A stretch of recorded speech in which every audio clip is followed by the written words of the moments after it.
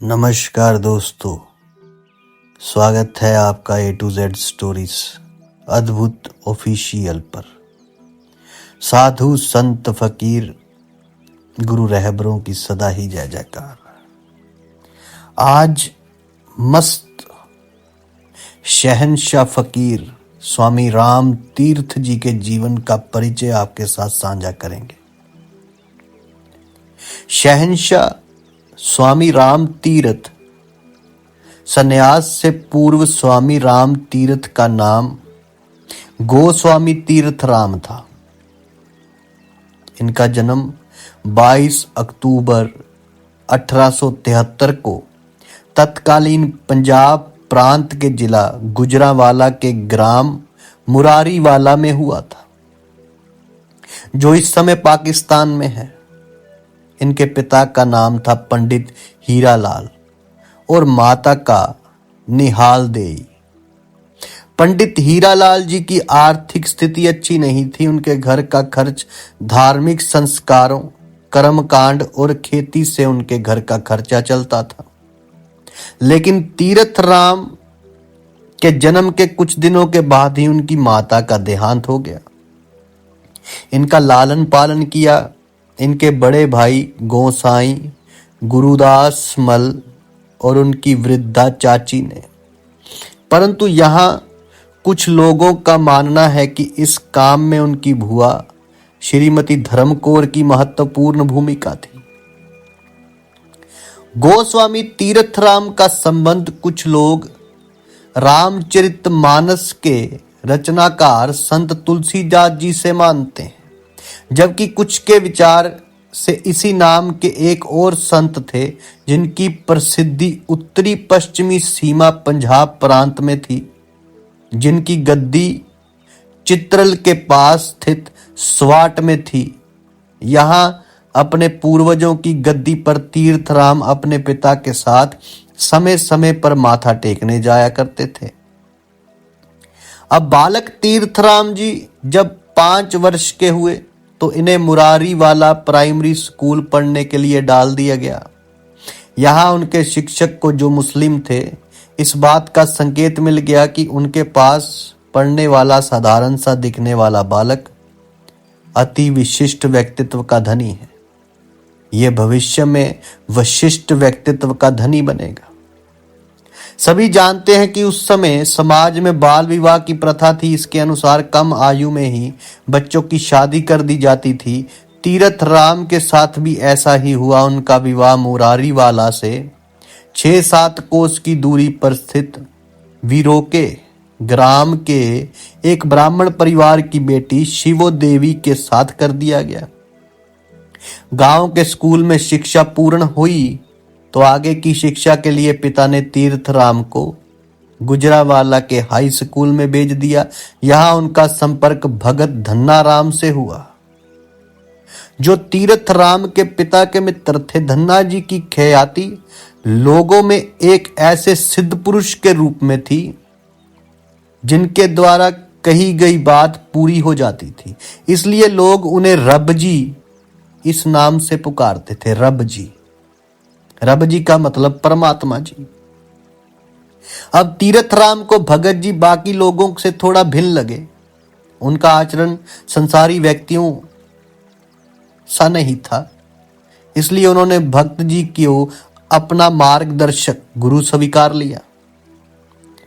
मार्च सन 1888 में तीर्थराम ने मैट्रिक की परीक्षा पास की। पूरे प्रांत में उनका स्थान 38वां था। उन्हें छात्रवृत्ति नहीं मिली। उनके पिता नहीं चाहते थे कि उनका पुत्र अब आगे बढ़े और आगे पढ़े।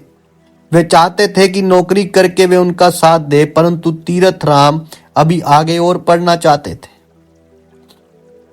उन्होंने फोरमैन क्रिश्चियन कॉलेज लाहौर में इंटरमीडिएट की परीक्षा के लिए दाखिला ले लिया और इसी कॉलेज से बीए और एमए की परीक्षाएं पास की। 1890 में इंटरमीडिएट, 1893 में बीए, 1893 में बीए और 1895 में एमए, 1895 में एमए। इंटरमीडिएट में वे पंजाब प्रांत में 25वें बीए और एमए में प्रांत में प्रथम आए थे। एमए में उनका विषय गणित था। पिता नहीं चाहते थे कि तीर्थराम और पढ़े। अंत उन्होंने किसी प्रकार की सहायता देने से साफ तौर से उन्हें मना कर दिया। ऐसे में धन्ना जी, जिन्हें रब जी कहते थे, तीर्थराम के मामा जी रघुनाथ मल ने और श्री झंडूमल ने इनकी सहायता की। धन्ना जी को लिखे पत्रों में उन्होंने अपने इस संघर्ष को बयान किया है। कई बार तो उनके पास पोस्ट कार्ड खरीदने तक के पैसे नहीं होते थे। पढ़ाई के दौरान तीर्थराम में दो परिवर्तन विशेष रूप से हुए। उन्होंने योग विशिष्ट का स्वाध्याय किया। परिणाम स्वरूप संसार को देखने की उनकी दृष्टि पूरी तरह से बदल गई। इसके कुछ दिन बाद ही उनकी बहन तीर्थदेही की आकस्मिक मृत्यु हो गई। अपनी बहन से वे बहुत प्रेम करते थे। इस घटना के बाद संसार की असारता और झूठे सांसारिक संबंधों की कलाई मानो उनके सामने खुल गई। पढ़े लिखे को उन्होंने अपने जीवन में भोग लिया था। भविष्य में होने वाली परिवर्तन का बीज मानो इस रूप में कहीं कहीं उनके गहरे में पड़ गया था। संभवतः इसी वजह से मन में समाज से मिलने वाले मान सम्मान के प्रति भी उनका कोई आकर्षण भी नहीं रह गया था। अब एमए पास करने के बाद तीर्थराम के सामने चुनौती थी नौकरी मिलना। उन्हें अपने परिवार, पत्नी और दो बच्चों के साथ अपने पिता को खर्च देना था। अमृतसर और सियालकोट में उन्होंने प्रयास किया, लेकिन वहां वेतन बहुत कम था, केवल 50-60 रुपए मासिक। और आखिरी 21 दिसंबर 1895 को तीर्थराम उसी कॉलेज में गणित के प्रोफेसर बन गए जहां से उन्होंने शिक्षा प्राप्त की थी। करियर के रूप में ये एक अच्छा सुअवसर था। लगता था ईश्वर ने तीर्थराम के हितैषियों की सुन ली थी, लेकिन नियति को कुछ और ही मंजूर था। वे गुपचुप अपना ही ताना बाना बुन रही थी।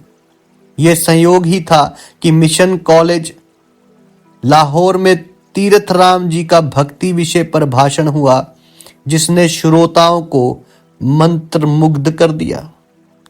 इसी स्थान पर दूसरा भाषण जब हुआ तो वहां पंडित दीनदयाल और श्री गोपीनाथ जी जैसे विद्वान श्रोता भी उपस्थित थे।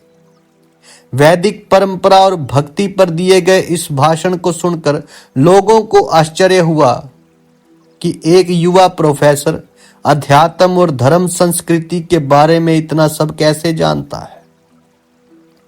कुछ दिनों तक प्रोफेसर तीर्थराम जी छात्रावास के सुपरिटेंडेंट भी रहे, लेकिन उन्होंने जल्द ही इस पद से त्याग पत्र दे दिया, क्योंकि यह उनके स्वभाव के अनुकूल नहीं था।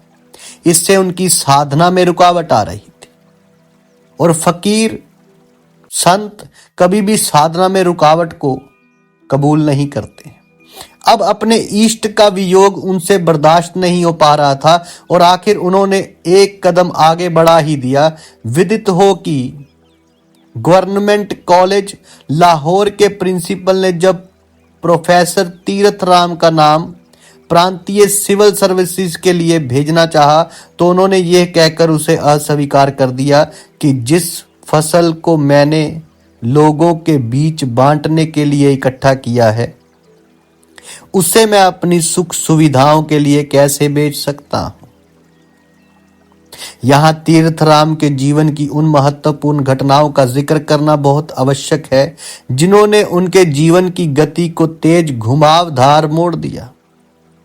पहली घटना है स्वामी विवेकानंद का 5 नवंबर सन 1897 को लाहौर आगमन।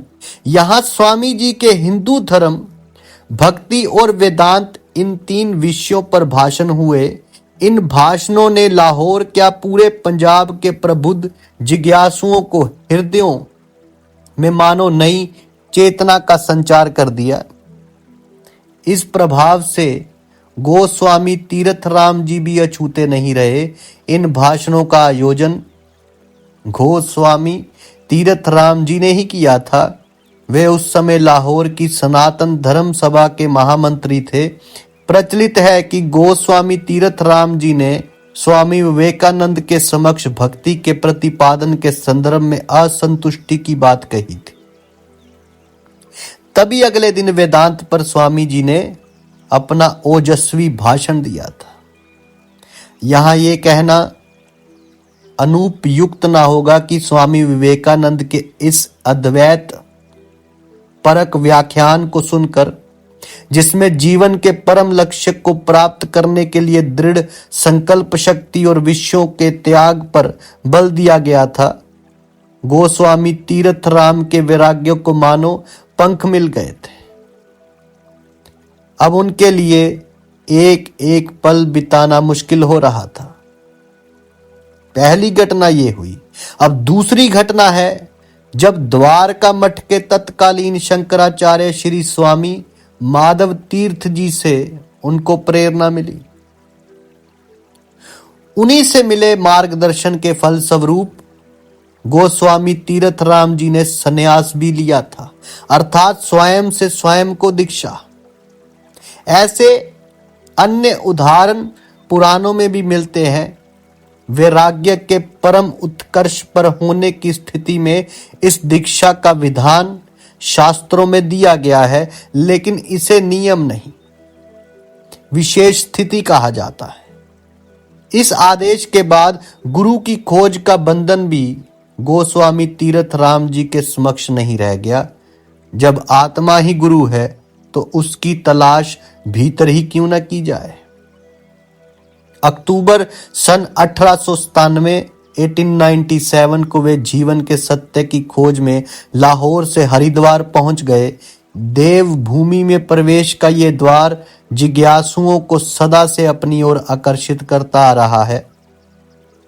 मां गंगा की पावन धारा के किनारे बसी इस तपस्थली का ये महात्म्य ही है कि इसने दक्ष प्रजापति को दिव्य यज्ञ करने के लिए अपनी गोद में आमंत्रित किया। विदित हो कि इसके एक ओर जहां मां चंडी का पीठ विराजमान है, वहीं दूसरी ओर मनसा देवी और अपने भक्तों की मनोकामना को पूर्ण कर रही हैं।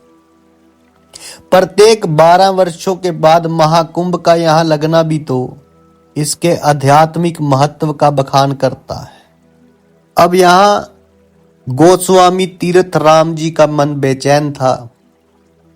ये बेचैनी ही तो परम को साधने का परम साधन है। यह स्थिति ऐसी थी मानो किसी ने प्राणों को ही रोक दिया हो। तब जीवन के परम लक्ष्य को साधने का अंतिम क्षण बिल्कुल सामने स्पष्ट दिखाई दे रहा था। वे ऋषिकेश होते हुए ऊपर घने जंगलों और ऊंची पर्वत मालाओं की ओर चल दिए। उनकी इस कठिन यात्रा को सहज बना रही थी मां गंगा के द्वार गाई जा रही मीठी लोरी। ब्रह्मपुरी के घने जंगल की एक गुफा में उन्होंने अपने जीवन की परम अनुभूति का साक्षात्कार किया। यही उन्हें आत्मानुभूति हुई, ब्रह्म साक्षात्कार हुआ। यहां उन्होंने सत्य पर स्वयं को वार दिया। अपने पिता को उन्होंने यहां से एक पत्र लिखा, आज दीपावली है, मैं जुए में अपने प्रभु से हार गया हूं। अब मेरा कुछ नहीं, मेरे पास कुछ नहीं बचा है। ये पत्र 25 अक्टूबर 1897 को लिखा गया। उन्होंने अपने पत्रों में आत्म साक्षात्कार को ही सर्वश्रेष्ठ कर्तव्य बताते हुए उसे ही करने पर जोर देने की बात कही थी। उनके पत्र के इन शब्दों से उनकी आंतरिक स्थिति का अंदाजा लगाया जा सकता है। क्या कभी किसी ने मृतक के पास लौटने का संदेश भेजा है? जिसे उससे मिलना होता है वे स्वयं उससे मिलने पहुंचता है। लेकिन इसके बाद गोस्वामी तीरथ राम जी का लाहौर आना जाना लगा रहा और आखिर वे घड़ी आ गई जिसने उनके नाम को ही नहीं, उनके जीवन की दिशा को ही पलट दिया। जुलाई 1900 में उन्होंने लाहौर को सदा सदा के लिए छोड़ दिया, ये कहते हुए छोड़ा कि अलविदा मेरी दिया जी, अलविदा, अलविदा ए प्यारी रावी, अलविदा, अलविदा ए दोस्तो दुश्मन, अलविदा, अलविदा ए दिल खुदा ले, अलविदा, अलविदा ए राम, सबको अलविदा। लेकिन अभी भी खुद को ठोक बजाकर देखना बाकी था, यह जानकर कि कहीं कोई चूक तो नहीं हो रही। तो 1 जनवरी 1901 को तीरथ राम जी ने गैरिक वस्त्रों को भिलंगना को साक्षी मानकर पहन लिया। महाकाश में विचरण करने की इच्छा वाले पंछी की ये मानो आखिरी छलांग थी, क्योंकि इसके बाद तो आकाश ही उसका आश्रय था। इस समय RS नारायण स्वामी भी उनके पास थे। संन्यास लेने के बाद लगभग 11 मास में उत्तराखंड के ऊंचे ऊंचे शिखरों, तलहटियों और घने जंगलों की अनवरत यात्रा स्वामी राम तीरथ जी ने की। सुमेरु यात्रा का वर्णन, जिसका उल्लेख उन्होंने एक सुंदर लेख के रूप में अपने एक पत्र में किया है, विशेष रूप से पठनीय है। इस दौरान स्वामी जी ने 600 मील की यात्रा की। सन 1901 के अंत में स्वामी जी मैदान में सर्वप्रथम मथुरा पधारे। यहाँ स्वामी शिवगणाचार्य ने लघु रूप में सर्वधर्म सम्मेलनों का आयोजन किया था। दोनों बार स्वामी राम तीर्थ जी ही व्यासपीठ पर सभाध्यक्ष के रूप में विराजमान हुए। लाहौर के फ्री थिंकर पत्र ने स्वामी जी के विनम्र और निर्भय स्वभाव की प्रशंसा की थी, लेकिन यहाँ स्वामी जी को लगा कि उनका प्रयोग अपने स्वार्थ साधने के लिए लोग कर रहे हैं। लोगों में जिज्ञासा का अभाव है, वे आध्यात्मिक होने का दिखावा मात्र करते हैं। इसलिए वे फिर से अपनी प्रिय स्थली देवभूमि टिहरी में आ गए और ओमकार को दिव्य साधना में डूब गए। टिहरी के महाराज कीर्ति शाह की प्रकृति तर्क प्रधान थी। उन्होंने नास्तिक दर्शनों का भी अध्ययन किया हुआ था।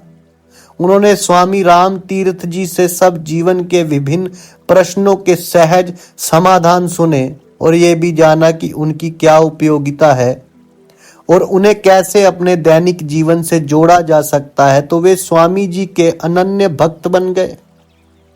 महाराज ने स्वामी जी को गोल कोठी में रुकने का आग्रह किया और उन्होंने स्वीकार कर लिया। जब भी महाराज को समय मिलता, वे स्वामी जी के पास आ जाते और घंटों बैठकर अपनी जिज्ञासाओं को शांत करते।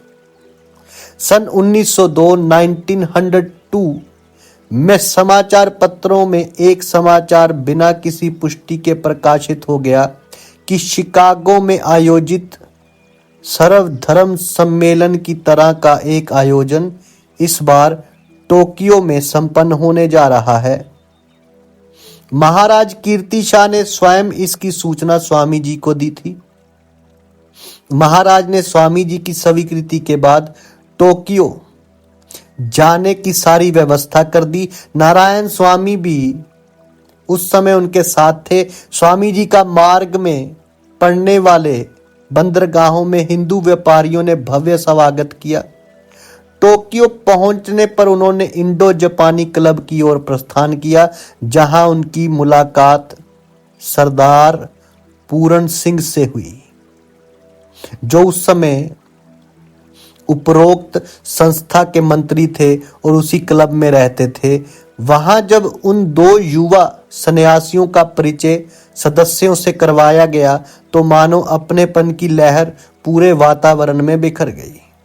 विशेषकर उस एक सन्यासी को देखने और उससे बात करने के बाद तो लोगों को ऐसा महसूस हुआ मानो अधखिली महकती फूलों की खूबसूरत क्यारियों में बैठी उड़ती चलती फुदकती रंग बिरंगी चिड़िया चहक रही हो। जिनके मुखमंडल पर अनोखी चमक थी, उस युवा सन्यासी का नाम था स्वामी राम तीरथ जी महाराज, जो अपने परम शिष्य के साथ विदेशियों को अपनी संस्कृति और धर्म को उन्हीं की भाषा में समझाने आए थे। पूरन सिंह को तो मानो वो सब मिल गया था जिसकी उन्हें तलाश थी। नारायण स्वामी जी ने जब पूरन सिंह से पूछा, आप किस देश के निवासी हैं, तो पूरन सिंह की आंखों में प्रेम की बूंदें तैर गई। वो बोले, सारा संसार मेरा घर है।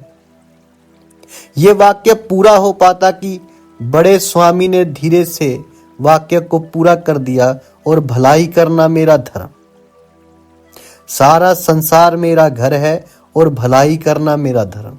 बस इन्हीं दो वाक्यों ने सरदार पूरन सिंह का पूरा परिचय दे दिया था। औपचारिक रूप से हुई परस्पर वार्ता कब परस्पर आत्मीयता और श्रद्धा का बीजारोपण कर गई, किसी को कुछ पता नहीं चला। पूरन सिंह अब पूरन जी हो गए थे। अगले ही दिन पूरन जी पुरानी पुस्तकों की एक दुकान से दो बड़े बड़े ग्रंथ ले आए, जो 1893 में शिकागो में सर्वधर्म सम्मेलन में हुए भाषणों का संग्रह था। इन ग्रंथों को पूरन जी ने स्वामी जी के टेबुल पर रख दिया। उन्हें देखकर स्वामी जी की प्रतिक्रिया थी, यही तो राम चाहता था। देखा प्रकृति कैसे राम की इच्छाओं को पूरा कर रही है। इसके बाद टोक्यो में होने वाले सर्वधर्म सम्मेलन के बारे में तरह तरह से बातचीत हुई, विचार विमर्श हुआ, लेकिन तभी पता चला कि ऐसे किसी सम्मेलन का आयोजन टोक्यो में नहीं हो रहा है, जिसके लिए अपने शिष्य नारायण स्वामी जी के साथ स्वामी राम तीरथ जी जापान आए हैं। दूसरा कोई होता तो इस समाचार को सुनकर जरूर निराश होता, लेकिन स्वामी राम जी की मस्ती पर इसका कोई नकारात्मक प्रभाव नहीं पड़ा, बल्कि उन्होंने तो यहाँ तक कह दिया कि यदि टोक्यो ऐसा कोई सम्मेलन नहीं कराना चाहता तो ना सही, राम तो अपना सम्मेलन करेगा ही। प्रकृति राम का साथ दे रही थी, इसलिए जो भी उनसे मिलता वे उनसे प्रभावित हुए बिना ना रहता। प्रोफेसर तकात्सुकी को उनमें बौद्ध धर्म और वेदांत के एक साथ दर्शन हुए। उनके अनुसार स्वामी राम तीरथ जी में सच्चा कवि और महान दार्शनिक एक साथ निवास करते थे। उनकी हंसी में ऐसी खनक थी जो किसी के हृदय को भी अपनी ओर अनायास खींच सकती थी। एक बार कोई अपने परिवार के साथ स्वामी राम जी से मिलने आया। उस परिवार का कहना था कि इस दिव्य आनंद का स्वाद भला वे अकेले कैसे ले सकते हैं। स्वामी जी ने उसने पूछा स्वामी जी से, आपने अपने परिवार का परित्याग क्यों कर दिया? तो स्वामी जी का जवाब था, क्योंकि एक बेहतर परिवार की खोज में हूं, जिसके सदस्यों के बीच में अपने अनुभव को सहजता और ईमानदारी से बांट सकूं, जिन्हें उसकी जरूरत भी हो। इसी बीच टोक्यो के कॉमर्स कॉलेज में स्वामी राम तीरथ जी ने एक महत्वपूर्ण प्रवचन दिया, सफलता का रहस्य।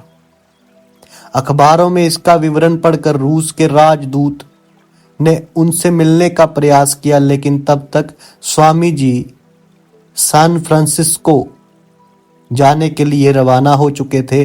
वहां सैन फ्रांसिस्को में भी स्वामी जी का हार्दिक स्वागत हुआ। सभी उन्हें अपना अतिथि बनाना चाहते थे। बुद्धिजीवी या पढ़े लिखे लोग ही नहीं, कैलिफोर्निया की पर्वतीय घाटियों में रहने वाले अशिक्षित देहातियों का भी स्वामी जी ने दिल जीत लिया था। हिलर दंपति के साथ स्वामी जी काफी समय रहे। शास्ता स्प्रिंग पर रहते समय वो कठोर परिश्रम करते। कमरे को गर्म करने के लिए वे जंगल से लकड़ियां काट कर लाते। एक बार शास्ता पर्वत पर चढ़ने की प्रतिस्पर्धा में वे सर्वप्रथम आए, लेकिन इसमें उन्होंने कोई भी पुरस्कार नहीं लिया था। इतना ही नहीं, स्वामी राम जी ने 30 मील दूरी की मैराथन दौड़ में सम्मिलित होकर भी प्रथम स्थान प्राप्त किया था। ये सब राम ने अपने आनंद के लिए किया था, जीतने या किसी को हराने के लिए नहीं। यूनिटी चर्च में स्वामी राम तीर्थ जी के विचारों को जन जन तक पहुंचाने के लिए एक व्याख्यान श्रृंखला का आयोजन किया गया, जिसमें उन्होंने सफलता का रहस्य, प्रेम द्वारा ईश्वर का साक्षात्कार, तुम क्या हो, आनंद का इतिहास और निवास, पाप का निदान, कारण और निवारण जैसे महत्वपूर्ण विषयों पर भाषण दिए।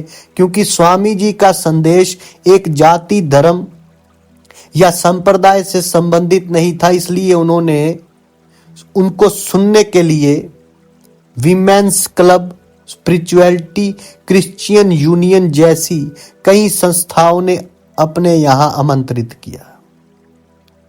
ऐसा नहीं कि स्वामी राम तीर्थ जी ने सिर्फ अध्यात्म की ही अपने व्याख्यानों में विवेचना की हो, उनके रहस्यों को खोला हो। उन्होंने तत्कालीन समस्याओं पर भी अपने विचार को बिना किसी पूर्वाग्रह के निर्भय होकर लोगों के सामने रखा। अमेरिकी निवासियों से उनका विशेष आग्रह था कि वे भारत के युवाओं को उच्च शिक्षा प्राप्त करने में सहायता करें। अपने इसी आशय को स्पष्ट करने वाली एक छोटी सी पुस्तिका, भारतवासियों के हितार्थ अपील, स्वामी जी ने अमेरिका के तत्कालीन राष्ट्रपति थियोडोर रूजवेल्ट को दी थी, जिसे उन्होंने गंभीरता से पढ़ा और स्वामी जी के विचारों और सुझावों की प्रशंसा भी की। इसी के साथ भारतीय युवकों से उनकी अपेक्षा थी कि वो विश्व के अलग अलग स्थानों से ज्ञान अर्जित करने के बाद अपने देश वापस आएं और अपनी मातृभूमि की सेवा करें। इसके बाद लगभग 2 वर्षों तक अमेरिका में निवास के बाद स्वामी राम तीर्थ जी यूरोप, जर्मनी, फ्रांस, इटली और मिस्र जैसे देशों से होते हुए 8 दिसंबर 1904 को स्वदेश भारत को लौट आए। यहाँ एक बात का विशेष रूप से जिक्र करना आवश्यक है कि मिड की जामा मस्जिद में उन्हीं की भाषा अर्थात अरबी में ही वेदांत के मूल तत्व को उन्होंने उपस्थित श्रोताओं को समझाया था। इस दृष्टि से वे अकेले ऐसे सन्यासी हैं जिन्होंने उतने ही अधिकार से इस्लाम की शिक्षाओं पर अपने विचार रखे जितने अधिकार से वे हिंदू धर्म अर्थात वेदांत और व्याख्यान देते थे। पश्चिमी देशों के जिज्ञासुओं को वेदांत का सार तत्व समझाने के बाद जब स्वामी जी स्वदेश वापस आए तो उनके साथ काशी में एक विचित्र घटना हुई। हुआ यूं कि विद्वानों और पंडितों की नगरी काशी में जब वेदांत पर वे प्रवचन करने लगे तो उपस्थित संस्कृत के विद्वानों ने प्रश्न किया कि आपने उस भाषा का विद्वत अध्ययन किया नहीं, परंपराए वेदांत ग्रंथों का स्वाध्याय तो किया नहीं। ऐसे में ये कैसे संभव है कि आप उस विषय पर अपने विचार रखें जिसकी मूल भाषा संस्कृत है। ऐसा करना अनधिकार चेष्टा है। सतही तौर पर देखने से यह बात ठीक भी लगती है, लेकिन इसके पीछे भी ईश्वर की ही प्रेरणा थी। वैसे विदित हो भी बीए में स्वामी जी ने संस्कृत विषय में अच्छे नंबर प्राप्त किए थे। इसके बाद स्वामी राम तीर्थ जी ने संस्कृत भाषा में उपनिषद ग्रंथों पर लिखी गई टीकाओं और भाषाओं का गहन अध्ययन किया। इससे उन्हें आंतरिक रूप से और दृढ़ता प्राप्त हुई। इसके बाद वे चाहते थे कि वेदों पर एक निष्पक्ष टीका लिखें जिससे सामान्य जिज्ञासु साधक को भी इन पवित्र ग्रंथों का आशय समझ आ सके। अपने जीवन के अंतिम दिनों में वे इसी पर गंभीरता से कार्य कर रहे थे। इस समय व्यास आश्रम में निवास करते हुए आदि शंकराचार्य द्वारा प्रतिपादित माया का रूप और स्वरूप उनके अंतर्मन में समाविष्ट था। इस समय अक्सर वो समाधिस्थ ही रहते थे। इनकी आंतरिक स्थिति का अंदाजा इस समय नारायण स्वामी जी को लिखे गए पत्रों में स्पष्ट रूप से झलकता है। पूरन जी ने लिखा है, मैंने एक कवि सन्यासी के हृदय को बार बार छेड़ने की कोशिश की, लेकिन वे कहीं खो गया था। अब वहां शेष दिखाई देता था, परम मौन और गहरा ठहराव। ऐसा ही होता है जब सुंदरम और शिवम का सत्यम में लय हो जाता है। व्यास आश्रम में निवास करते समय राम तीर्थ जी कभी कभी हरिद्वार भी जाया करते थे।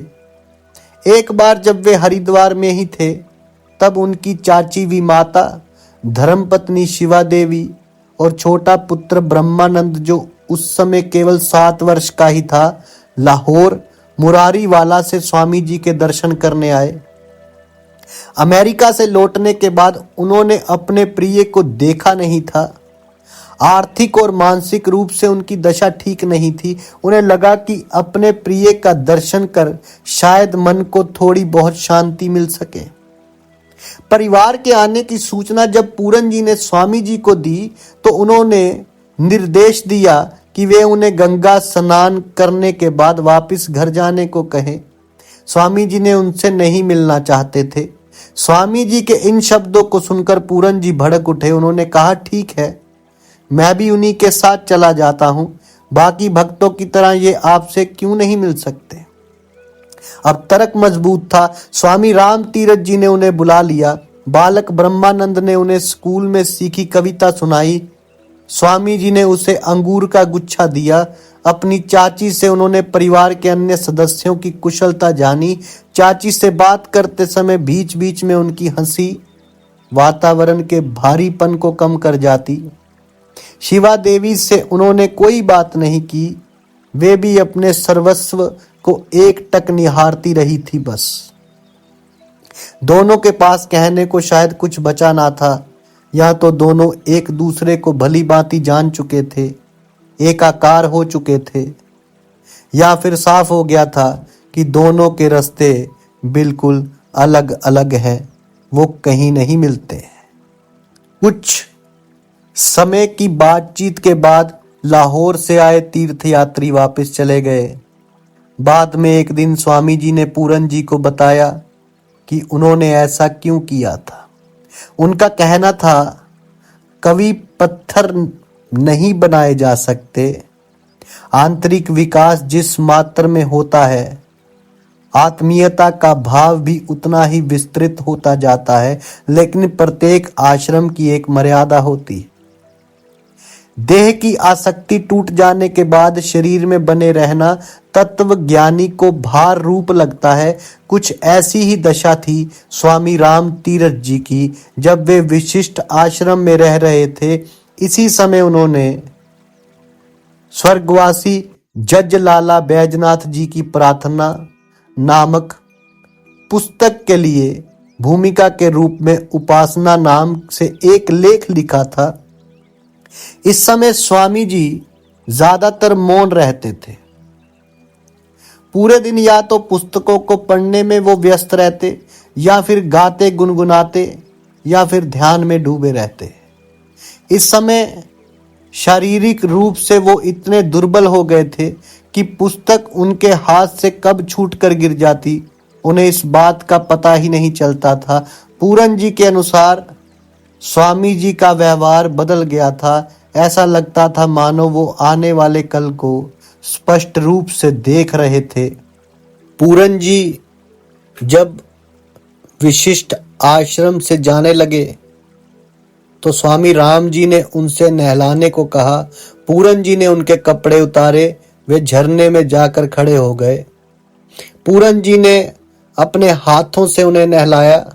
स्वामी जी ने पूरन जी को आदेश दिया, जाओ और उस कार्य को आगे बढ़ाते रहना जिसे राम ने शुरू किया है, क्योंकि अब राम मौन हो जाएगा। पूरन जी ने इस बात को जब हल्के में लेना चाहा तो उनकी प्रतिक्रिया बड़ी तीखी हुई। ऐसा लगा मानो किसी योगी की समाधि को तोड़ने की किसी ने चेष्टा की हो और उसे चेतावनी मिली हो। पूरन जी की तब फिर आवाज ना निकली। पूरन जी को छोड़ने स्वामी राम जी कुछ दूर तक आए। पूरन जी ने चरण छूकर जब उनसे विदा मांगी तो राम तेजी से मुड़े और भाग खड़े हुए। उन्होंने फिर पीछे मुड़कर नहीं देखा। लगा सारे संबंधों को उन्होंने एक झटके में तोड़ दिया हो। इस घटना के 1 माह बाद स्वामी जी टिहरी आकर सिमलासु स्थित चंद्र भवन में रहने लगे। ये स्थान गोल कोठी के नाम से भी लोगों के बीच प्रसिद्ध था।